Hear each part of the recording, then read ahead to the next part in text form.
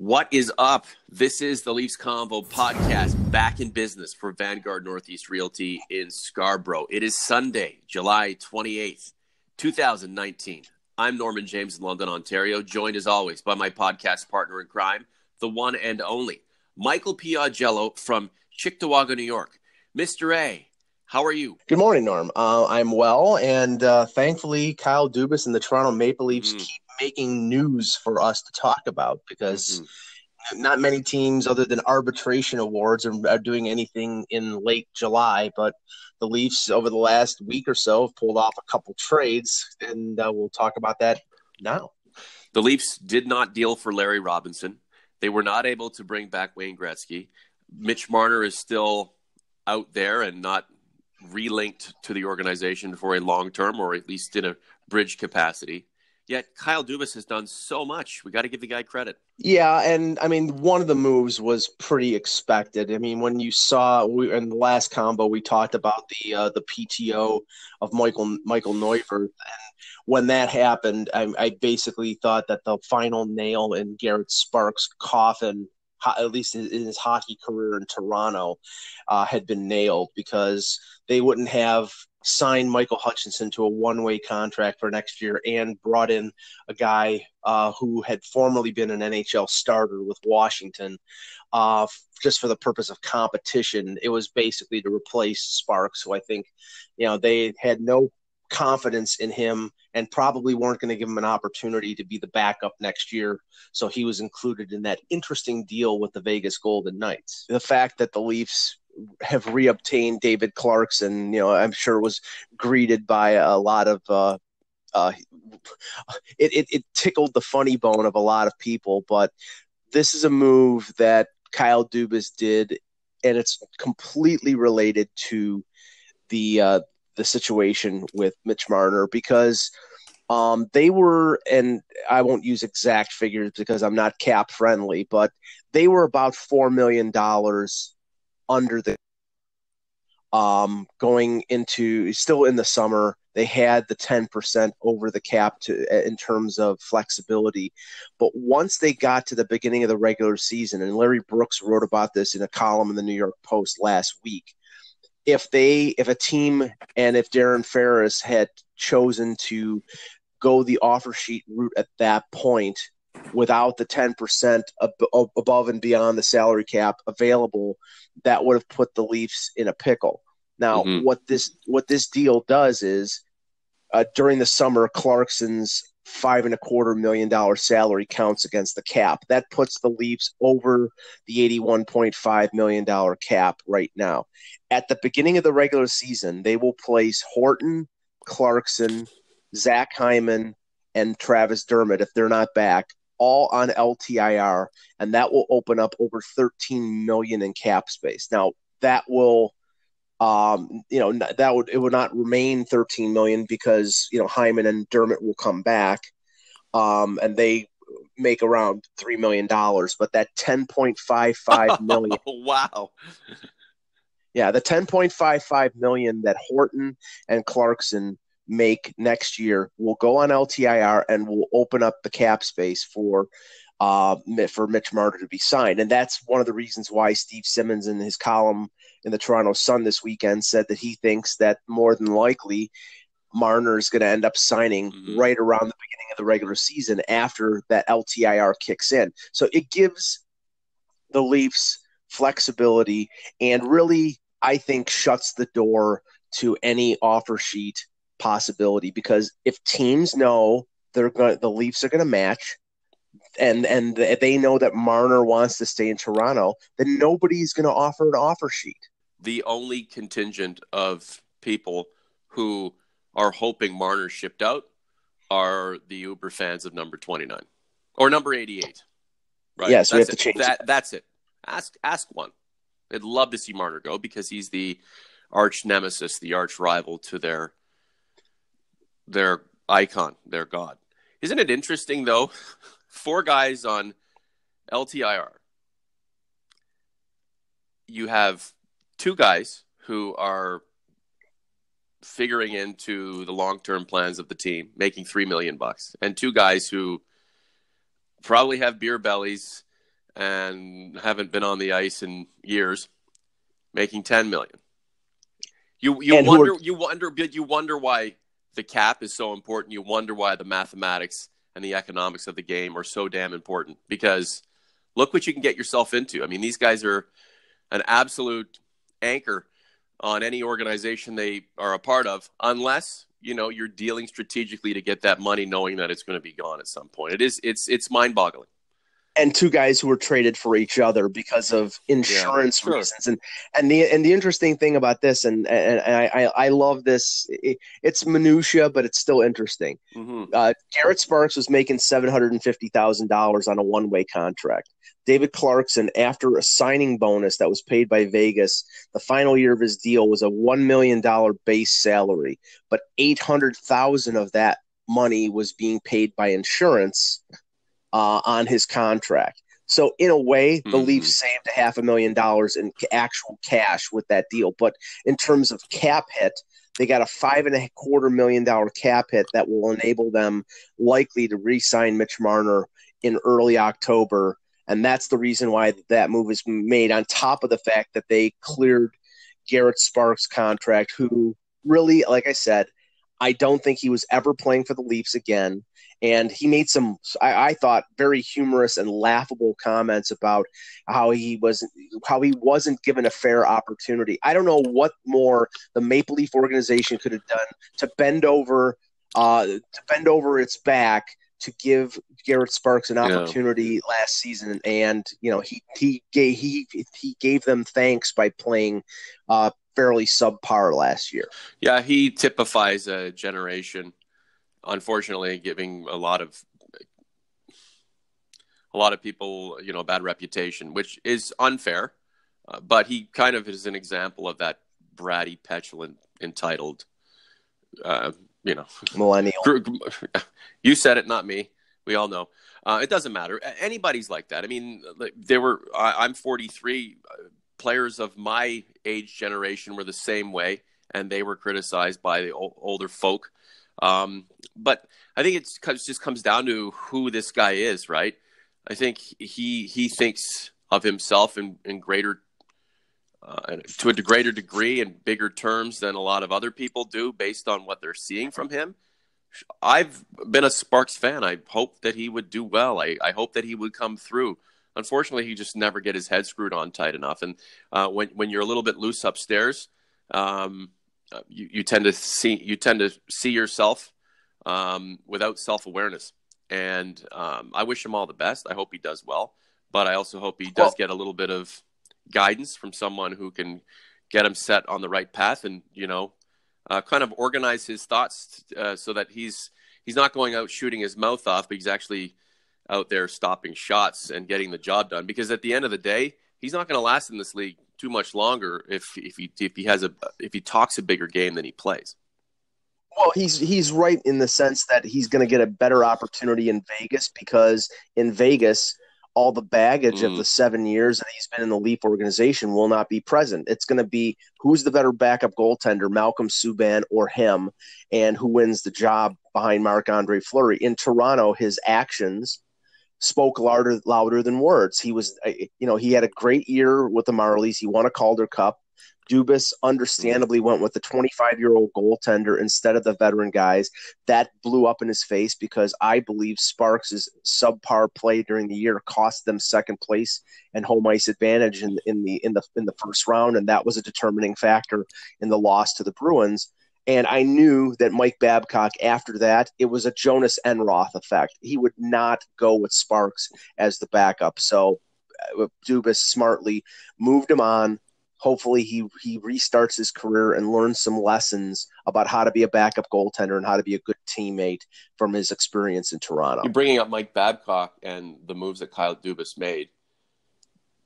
Do you think any disconnect between these two and the inevitability of a split and Sheldon Keefe assuming the role of head coach is more more for us to talk about than it is a reality, and where Kyle Dubas hopes this relationship and this team can go? I still think that the roster that Dubas is putting together is not prototypical of what Mike Babcock would want. I think he's giving Babcock some of what he wants, like Jason Spezza as a fourth line center, Mm-hmm. or Cody Ceci on the blue line. But I also think when they do a bunch of signings and you see, I mean, most of them were for the Marlies, guys like Tyler Gaudette and Cal Mm-hmm. Casilla. But guys like Pontus Aberg, a quick, smallish forward who can score at the NHL level, as a potential fourth liner, guys like Nick Patan in the I mix. know. Though that's not what Babcock wants. I think Babcock wants Luke Glendenning, wants bigger players, wants guys who play with physicality and energy. And he really, unless he inserts Mason Marchment in the lineup on the fourth line, which I think is a possibility, you're not going to have a fourth line that's a sandpaper line. You're going to have a fourth line that's a skill line. What's the rest of the league doing, Mike? We know, but we don't know. We're going to find out. What's the rest of the league doing? Are they wanting to model their game after the best teams of the Jokerit Championship era? Or do they want to build a team like the St. Louis Blues that just won the Stanley Cup? Like the Washington Well, Capitals, like teams that you can look at and say, geez, this squad runs the spectrum of skill, talent, grit, heart, desire, the whole shebang. it truly is all over the board, because if you look at what the Bruins did, that fourth line, I mean, they played with energy, they played with physicality, but they were also fast. And that was, that helped them get past the Leafs and then get through to the Stanley Cup final. Now they played with a little more crash and bang. And essentially, I think Dubas has said, during the summer, he's like, well, we need our star players and we need our other players to play heavy hockey. It doesn't mean that they have to be all of a sudden become goons, but we need them to go in the corners and fight for the puck. So they want skill players to play that with that edge. I don't know. I'm skeptical that they can do that, but if they can, then they have an advantage because they can play both types of games. Yeah, Kyle Dubas has put out the indication that he is expecting the guys he has to,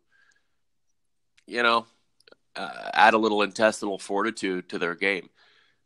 I'm glad there are no headshots. I mean, headshots will always be there. I mean, you're grown men on skates, all playing taller and bigger than they really are because they're wearing equipment. And what's the tuck? I mean, what's the height of a skate blade? In a closed incubator claustrophobic setting, you're going to have physical play. I'm sorry, it's not flag hockey. It never will be. So we get rid of headshots. Great. Fighting, honestly, unless it's incidental, spur of the moment, something's going down, it's kind of a waste of time. If it's just nonsense, I'll get up and go get a drink or whatever, do something else for 2 minutes and come back. But the idea of, excuse me, sorry, 2 minutes for pushing, 2 minutes for contact, it just doesn't make any sense. It never will. So there's nothing wrong with having physical contact in a game that's built on physical contact. And expecting, a bunch of diminutive dynamos to go out there and be fast and have great statistics and eventually change the way this game is played it's naive, and it will never happen because we have not to this point seen it anywhere close to happening when the last team is standing. You need a mix of everything, and Kyle Dubas understands that. I do realize there's contingent and a group of his followers who believe that in their own mind that the game is going to be one way eventually, and it's going to be like European hockey with polite I'm sorry's anytime somebody runs into one another. It's just never going to happen. And Kyle Dubas, again, at the end of the day too, has to realize that if his team doesn't produce, this team does not produce in the way that he thinks it's going to produce, he will be fired. Whether it's in 5 years, Mike, Kyle Dubas is not the greatest. He is not the greatest factor and individual in the history of this organization. I know some people think that's the case, but he is as susceptible to, being held to the fire and eventually cut loose from the organization as anyone else. Do I hope that happens? No, I love the guy. I love him. I think he's fantastic. But let's not pretend for a second that whatever he says goes forever, right? Well, and in the end, looking at what the team has done since July 1st, I wrote an article earlier this week about whether this team is better now than they were at the end of the regular season and end of the playoffs, and I think they are. I mean, Why there's not? been some changes. I agree. There've been some changes. Guys like Nazem Kadri and Jake Gardner and Ron Hainsey, and keep going because we could fill the rest of the podcast on that. But they're gone, and the players that have come in, and I look at them with Tavares and Matthews is 1-2, and Alex Kerfoot is the third line center. And once they get Marner signed, and actually having a top four that is legitimate as opposed to an illegitimate top four, I think they are a better team. But there are still the potential for tweaking moves to be made, and there was one made just a few days ago. And some people think that it's basically a deal where, and I'm talking about the Borgman for Jordan Schmaltz deal. Jordan Schmaltz is a former Blues first-round pick who basically – what? What's funny? It's a first-round pick from 2012. No, I've read. I'm reading stuff online and the way people rationalize this stuff. He's a 2012 first-round pick when his adjustments were this, that. Okay, I get it. No, he's a guy, and that's nice. But it's guy for guy, is it not, Mike? I mean, it's not as if he's Al McInnes redo. No, it's not. It's not a blockbuster, but you have to look at the reasons why this deal was done. I mean, St. Louis. So he was out of options in St. Louis. Mm-hmm. He was not waiver exempt. Borgman was. Mm-hmm. Borgman's a left shot defenseman. Schmaltz is right. You look, he played 3 years for Dave Hackstall, the Leafs assistant coach, so there's some knowledge of him. Yeah. And up until last year, he played very well at the American Hockey League and got cups of coffee with the Blues, but never could break through the lineup. And then I think frustration set in because he had a bad year in the American Hockey League. When you look at the bottom pairing right now and the candidates, they simply right now are trying to hodgepodge something together until Dermott gets back in November. And, I think that they believe that Schmaltz is a better fit in terms of the mix. Him, Marinson, Kevin Gravel, these guys. I mean, please. I mean, the least amount of time you can put Martin Marinson on the ice, the better. But that's what's going to happen. This basically, who can we put in there for the first month of the season that won't hurt us? And and Schmaltz has NHL experience, and he's a right shot, so I think they're going to give him an opportunity. And I've been told he's a very good, and he is capable of being an NHL defenseman. Whether they can get that out of him, we will see. It's going to take some time for Kyle Dubas as well to expunge all of the players that he put his hopes and dreams into. Obviously, Garrett Sparks, that was a big mistake on his part, but he did what he had to do, gave it a shot. Sparks is on his way. With Martin Marinson, sometimes I wonder if he would outlast Morgan Riley. And I know there are some data heads out here who think Marinson is probably better than Riley. Come on, bring it. But it's just going to take some time. And, as this process continues on, we know that Dubas, his loyalty is to the organization and to Brendan Shanahan and to that paycheck that he gets every 2 weeks, not to these guys. But he's going to go as far as he possibly can because nobody wants to hedge their bets on someone, knowing that the process could be lengthy and then just stop and turn the other way. It's all part of what needs to be done in terms of the growth of the team and allowing somebody to emerge. With Marinson, I think a lot of us realize that, I mean, he is essentially a place filler, but man, this guy's been given plenty of chances. No need to crap on him, but it is just funny that he's still here and others aren't. We should probably wrap here soon, Mike. Anything else on your mind as we go forward? We're heading into August, the dog days of the dog days, but, that means every day forward means another day closer to rookie tournaments, training camp, and ultimately puck drop in early October. Yeah, rookie tournament in Traverse City, Michigan. The opening of training camp, which had the last few years been in Niagara Falls, will be in St. John's, Newfoundland. But yeah, we're counting the days until that comes. And based on the fact that the Leafs are now at 48 contracts, without Marner being signed and without Michael Neuvirth being signed to a contract, that pretty much means that if they make a move to sign somebody, it'll be a PTO. But I don't preclude that being a possibility because there are still veteran defensemen out there, guys like Dan Girardi, Ben Lovejoy, and dare I say it, Dion Phaneuf, who have not been signed to contracts. And maybe one of those guys would be willing to take a PTO to get a look at a training camp, and maybe not to sign with the Leafs, but maybe to sign with somebody else. But they might give that possibility. And if it is a guy like Girardi, and I think Girardi will get a one-way contract from somebody, but if it is somebody like Girardi, I think that that's a player that the Leafs would make room for because I think he would be a difference on the bottom pairing. I think Kyle Dubas should kick tires on Andy Wisniewski and call Pavel Kubina's golf buddy, see what he's up to. How about Thomas Caberlet? Thomas Caberla.